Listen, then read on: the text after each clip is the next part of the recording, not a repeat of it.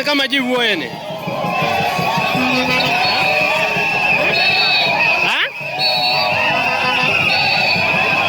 Haya, ongea shida.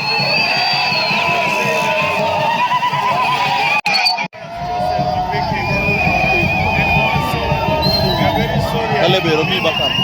And we are saying that we lost a very, very important person in our country and also in our county.